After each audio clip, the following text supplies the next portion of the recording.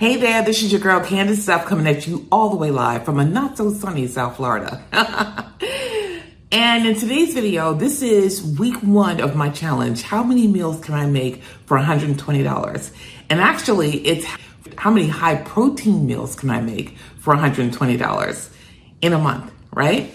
So we had in the last video, I did breakfast for you, and I actually made 10 meals. I made 6 bagels and 4 servings of a really yummy breakfast casserole, which I thoroughly enjoyed. And in this video, we're gonna be talking about lunches and dinners. So you're gonna see some recipes that I made for lunch and for dinners and stuff. And they're interchangeable. I mean, you could have a chicken salad sandwich for dinner if you want to, or a wrap or something, or you could have, turkey chili for lunch. So turkey chili, chicken salad sandwiches, and also a really yummy other dish that I made. So let's check it out. Let's get cooking. All right, y'all. So this is a real lazy girl chicken salad. And I call it lazy girl chicken salad because I'm making it, and I'm a girl and I'm lazy. So what I'm doing here is I am cutting up some celery that's on this last leg that I had in the refrigerator. And I just want to get some good use out of it. So I'm going to go ahead and do that. And what I'm doing here is I'm just basically making it so that the strips will be slightly smaller when I cut them. And I'm just chopping it up because you don't want like huge chunks of celery in your chicken salad. But I like, celery, and I like the crunch. And I don't like the crunch in a lot of things. I only like the crunch in like potato chips. And normally I don't like crunching in my food. But I do enjoy the crunch of celery in a good chicken salad. Now, I call this lazy because I'm not going to be putting in a whole bunch of seasonings. And I'm actually going to be using a pre-made product. And that product is going to be the Primal Kitchen mayo you've seen me use before. So I'm just going to do that. And then I'm going to throw in these tomatoes that are kind of on their last legs, because I just want some of that flavor in there in my sandwich. Now, you don't have to put tomatoes in your chicken salad. And you could actually just put sliced tomatoes if you want to on your sandwich when you make it. I'm doing this because they're here. I enjoy the flavor of tomato in my chicken salad.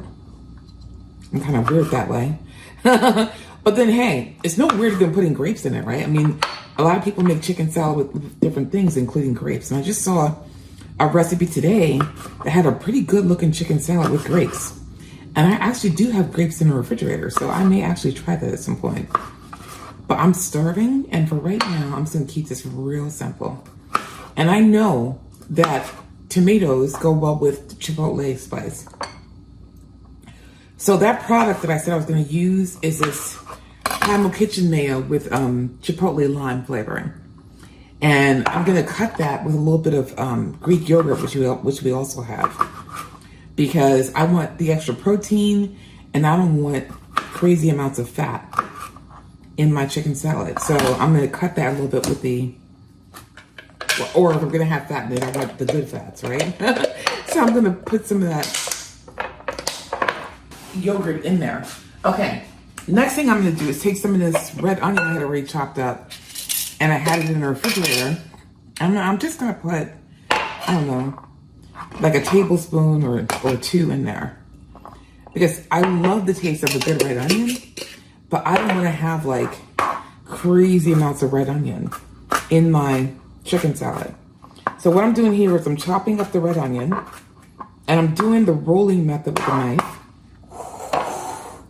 where you actually put your hand on the knife, or so I've been told in YouTube videos, and chop it that way. It helps you maintain control of the knife and make smaller cuts. And since I usually don't have control of the knife, this is pretty good. It's actually working. So, all right. It's working because I'm getting smaller cuts without cutting myself. And all right. So then we're going to go ahead and put that in here.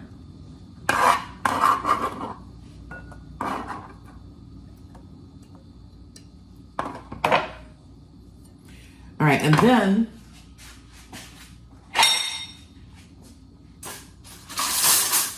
I like to mix up my sauces in a different bowl.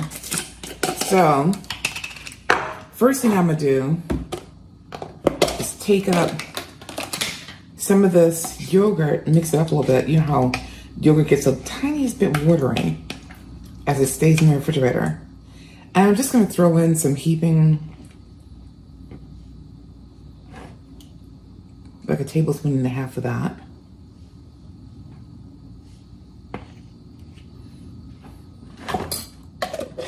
Because we don't want to have this to be ridiculously saucy. And I'm also going to grab a tablespoon, a heaping tablespoon of the Primal Kitchen mayo, chipotle flavor. You can see I'm mixing it up.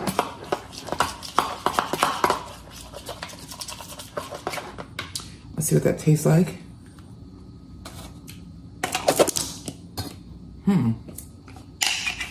It's pretty good, but it needs a little bit more of a mayo. Just a little bit more, like a teaspoon. And it also needs a hint of acid. So I'm gonna do something really strange, y'all. I'll be right back. I'm gonna take some of this pickle juice I saved from a jar of pickles. And I'm just gonna put a little splash of that in here. And I know this is gonna be good because I have made in the past like a dill pickle chicken salad. All right, so you see that there? Now let's see what that tastes like.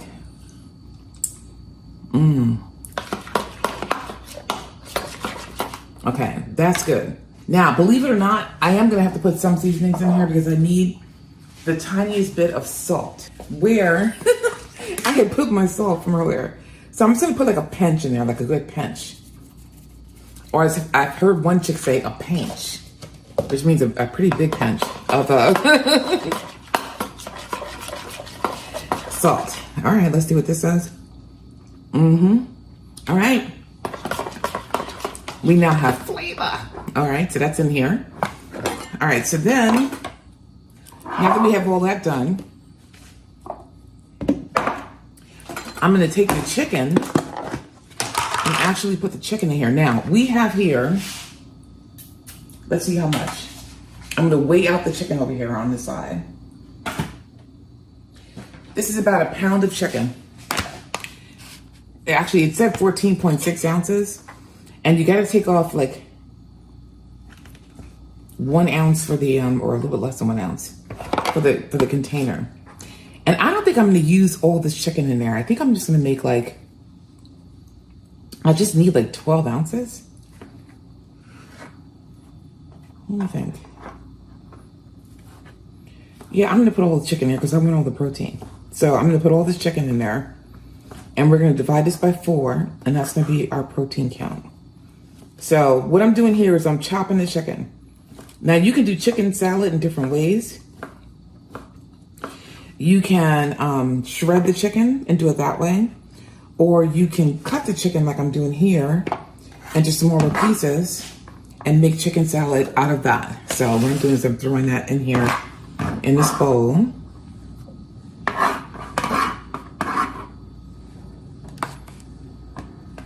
Now this is the chicken that I got from the rotisserie chicken. This is some of the chicken I got from the rotisserie chicken. And actually that chicken came up with like almost three 1-pound bags of chicken. And I put the remainder of it in the freezer. So,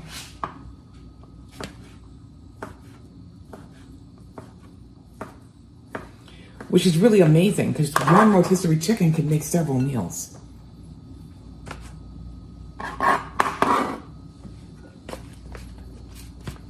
And we had 2. So we had a little bit over 3 pounds of chicken. I did nosh off of the chicken, to be honest. Like I was too lazy to cook for a day or 2. And so I was around eating the wings off the chicken, eating the chicken legs and stuff. So some of that chicken has disappeared. Oh my goodness.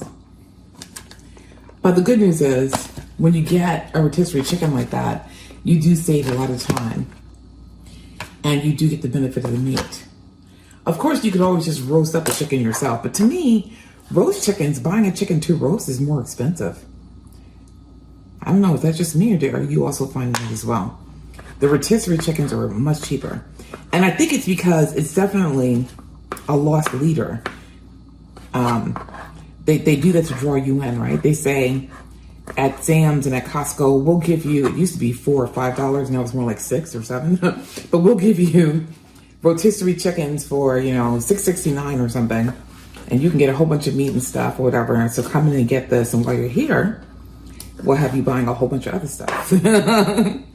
And that's what they call lost leaders. It's the same thing they do at Publix when they have these BOGO sales.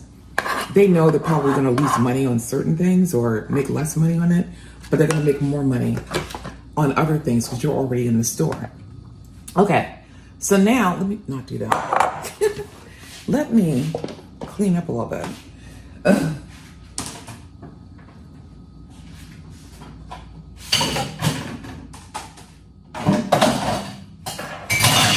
So now, what we're gonna do is put this sauce, and actually, I'm probably gonna need more sauce because I forgot I had this much chicken. So I don't know what I was thinking. But you can always make more, you can't take it away, right? So,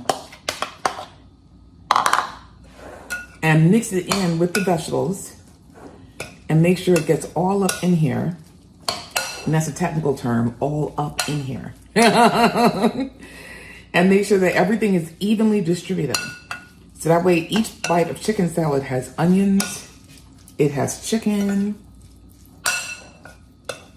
it has sauce, tomatoes, okay?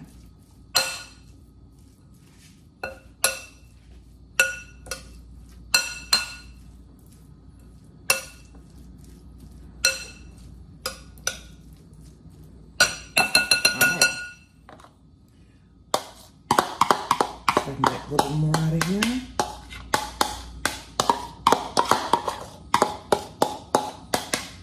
And if I had any sense, I would have used the rubber spatula because I could add more. I gotta tell you, it smells amazing. And I'm starving, so it looks really good to me. How's it look to you? All right, so now we're gonna give it a little taste test.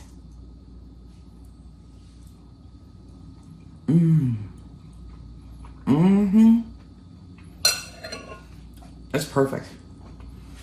So this will give you 4 meals. You're gonna add it with some bread, or you're gonna throw it over some salad, and you can have it with a piece of fruit, or you can have it with some yogurt, or you could just eat the sandwich and be a happy child, right? So that's here. This is 4 meals. We're gonna divide this into 4, and each one of those is gonna be a serving. It's either gonna be inside a sandwich, inside, a wrap. I do mainly wraps, but it's probably gonna be inside a wrap or whatever. You can say I divided that up, and it's gonna be 4, half of that, half of that. All right, onward and upward. I'm gonna clean up here. Okay, I thought I was recording, but apparently I wasn't. I have in this bag 770 grams of chicken breast. And what I did was I attempted to cut, it was 3 big chicken breasts, and what I attempted to do was to cut them in half to make 6 servings.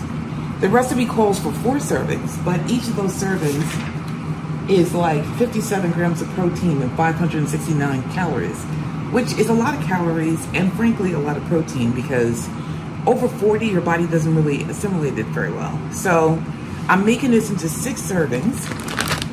So, and then what I did was I stuck the chicken in here after I cut it.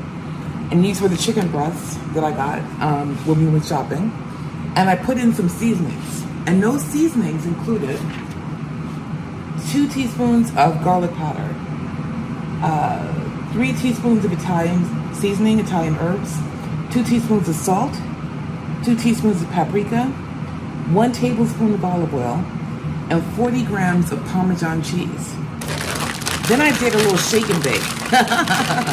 And it took a while until I evenly coated all of the chicken, okay, in my little bag here. If you don't have a bag, do it in a bowl. You just have to clean the bowl really well afterwards, okay? But just make sure that it's evenly coated. With the bag, it was easier for me. I was able to take off my gloves after I cut the chicken. I didn't have to worry about it. And I could just do a little shake and bake action in here and try to coat the chicken as best I can. I'm gonna marinate this for a while in these seasonings. And then I'm gonna actually cook this on the stovetop, believe it or not. You can, or I can air fry it. It's up to me, right?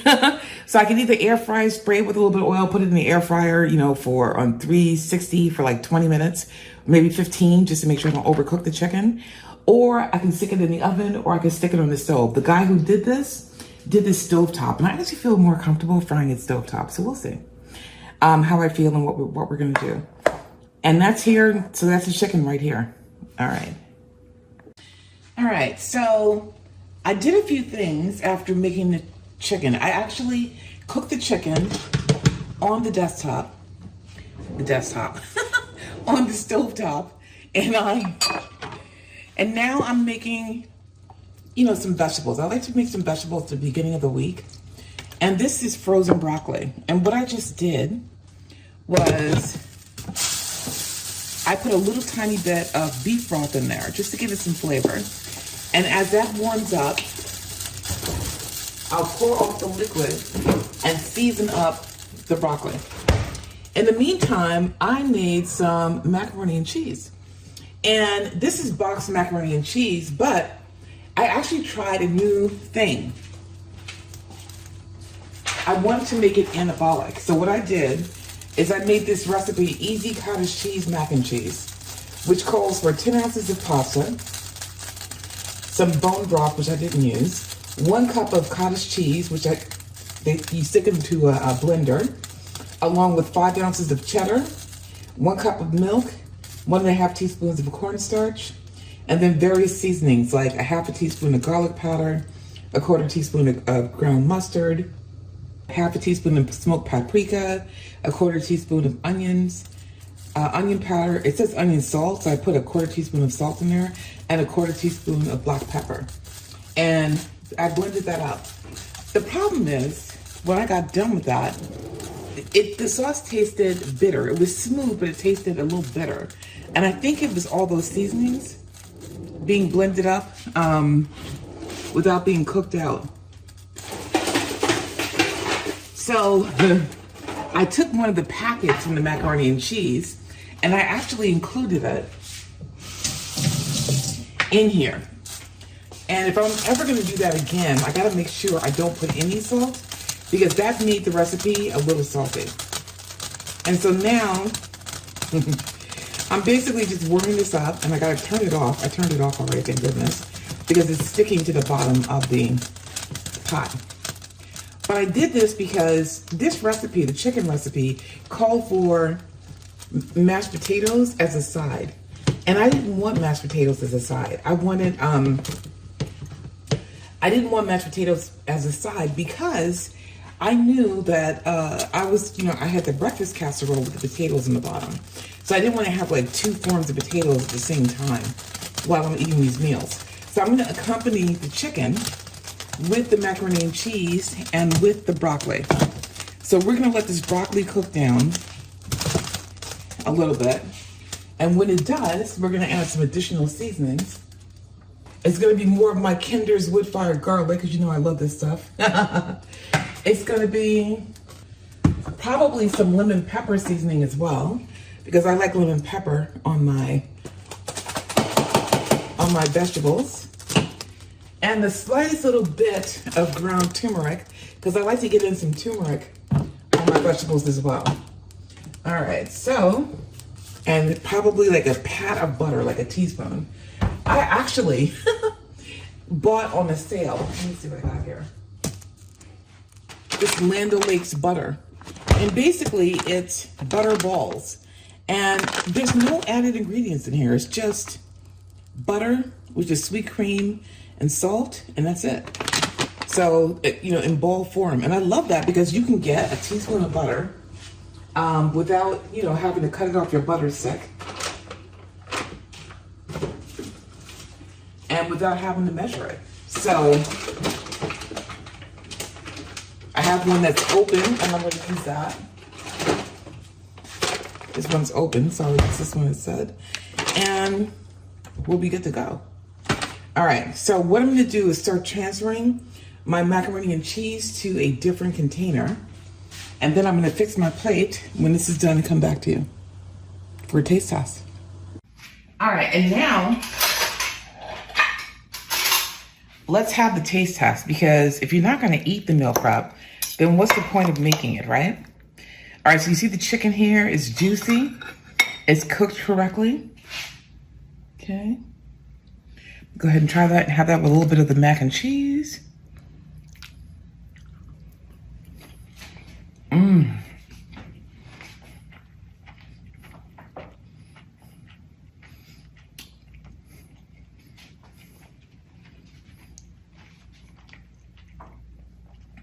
That chicken, even though it's a little crispy on the outside, is juicy, it's tender, it's cooked perfectly. And this mac and cheese,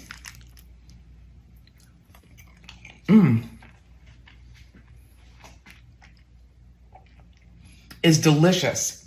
Even though I used cottage cheese in here, which I normally don't eat. Even though I use some good cultured cottage cheese, I use some shredded cheddar, and one of the packets of the macaroni and cheese in the box. It's delicious. It tastes like it's homemade because of those seasonings. All right, let me try the broccoli.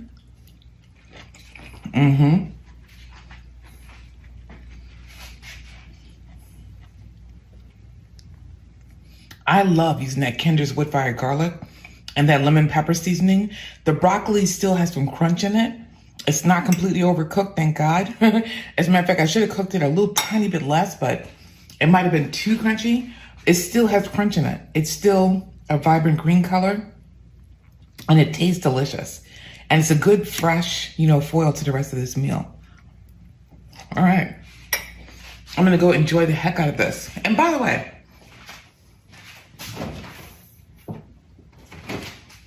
I forgot that I already made lunch. I ate it so much earlier in the day, but I still have servings of the chicken salad. And I actually had it for lunch today, and I had it for lunch yesterday. So I'm gonna enjoy the heck out of these meals and while I work, you know, this week. All right, take care. All right, let's check out our bounty. We have our broccoli, we have our chicken, we have our macaroni and cheese, and from earlier today, we have our breakfast. So we have a nice little bounty here.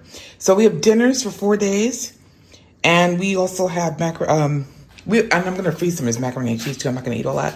And we have breakfast for 4 days. And then I'll be making a turkey chili to supplement this, and possibly some additional things for lunch, which I'll shoot throughout the week. But you can see our bounty right here. So the chicken got darker than I wanted. And that's because, if you recall, I put Parmesan cheese on the outside. So when I cooked it, some of the Parmesan cheese got kind of crispy. But let me tell you something. This chicken is good. All right. All right, so here I'm making the second dinner, and this is turkey chili.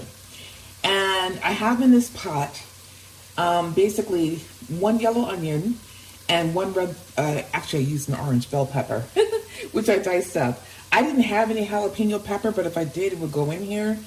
And I didn't have the 1.5 pounds of ground turkey defrosted, so I just used 1 pound. And then I put in the seasonings, which is 2 tablespoons of chili powder, 1 tablespoon of ground cumin, 2 teaspoons of paprika, 1 teaspoon of dried oregano, 1 teaspoon of kosher salt. I just have regular salt. And now I'm getting ready to add the remaining ingredients. And those include 2 tablespoons of tomato paste. Tomato paste. Got a frog in my throat for some reason. Okay. And that might just be what's left in this container, because I had opened some tomato paste before. Let's see if I can get all this out of here.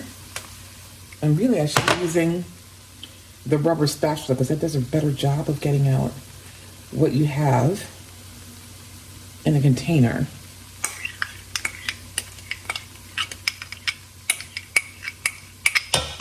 All right, so now I have tomato paste all over my fingers. All right, so we got the tomato paste in here, and it's really important that you sort of like try to cook that down, because you don't want that taste of, you know, raw tomato paste. I had to turn this off briefly. You don't want that taste of raw tomato paste all up in your dish, so it's really important that you go ahead and kind of cook that down a little bit. And what I'm doing is making sure it's distributed throughout and kind of homogeneous.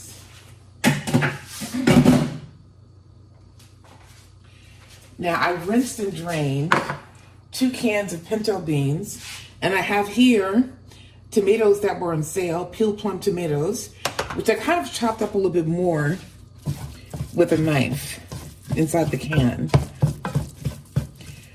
Now, the recipe calls for fire roasted tomatoes, but I don't like my chili all that hot, and this has a lot of seasoning, as you can tell from how red it is. As you can tell from how red it is, so we are not lacking for seasoning. All right, so now I'm going to put in the tomatoes. And you can see here, I did a piss poor job of breaking them up. So what I'm going to do is break them up a little bit more using, and try not to get tomato juice all over myself. I'm going to try to break it up a little bit more using my spatula here, or my spoon.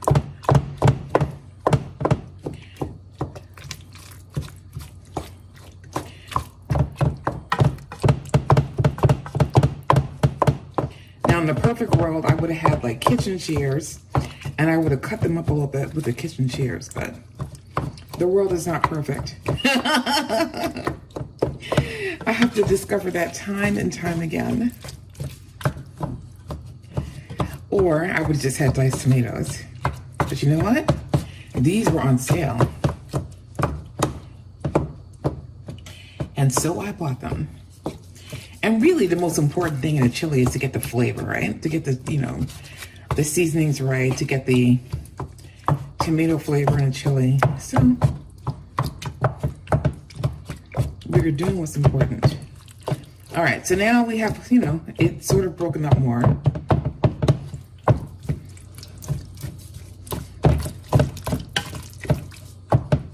And you can see the dish is looking a lot more juicy. Now I'm going to add the beans.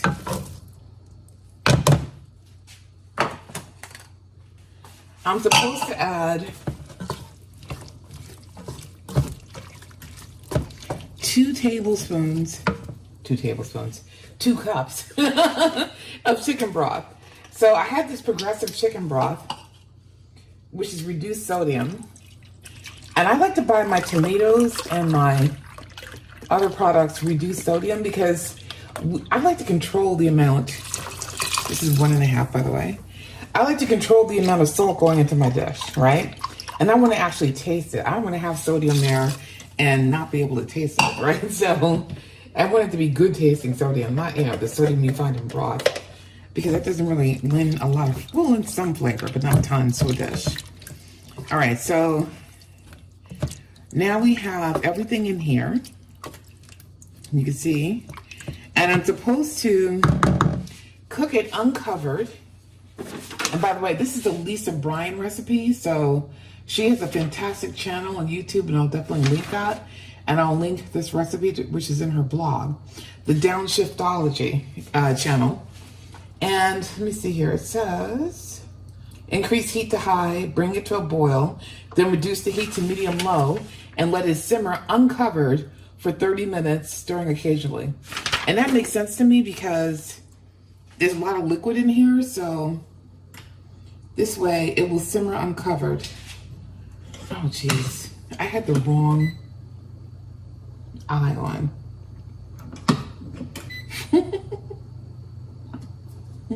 Don't you hate when you do silly things? All right, so what I'm gonna do is I'm gonna bring this to a boil, then I'm gonna let it simmer uncovered for 30 minutes. And we'll come back to it then, okay? All right, so I've had this on here for the requisite half an hour. And as I did this, and as I tasted it, I realized two things. One, it's still quite liquidy. And two, I had run out of garlic. And so I'm gonna put in some of this Kinder's wood-fired garlic because I can't help myself. And that's the taste that this is missing. And I'm mad that I don't have fresh garlic, but you know, sometimes that happens, and I'm gonna have to go buy some because I stupidly put I had pre-minced garlic in a container, and I stupidly put that in my spice cabinet along with the rest of my spices after cooking one night. Hey, these things happen. Maybe they don't happen to you, but they certainly happen to me. So when you're distracted, and I can't even say like I have kids running around, like I don't even know what my problem was, but anyway. So I put some of that in there, and I'm also going to put in, even though this particular recipe doesn't call for it, I'm going to put in a little bit of pasta because I like that old Weight Watchers recipe that actually cooks the pasta in the sauce. So I'm going to put in the equivalent of a cupful of pasta. And that just bulks out the meal more.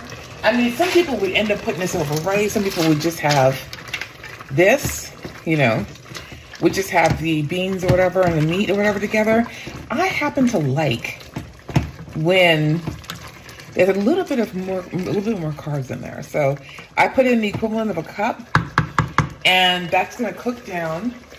And it's going to raise the calorie count a bit, and it's not going to raise the protein count. But you know what? I'll be a happier child, and this will make 6 servings for me, even though I'm using less meat. So that's what we're gonna do. I'm gonna turn this down so that the pasta has a chance to cook. And I'll come back here in about 15 minutes, and we should be done by then. All right. All right, so here we have the final product. And let me just see if this pasta is cooked all the way through. Now this is really hot, y'all. So give me a second.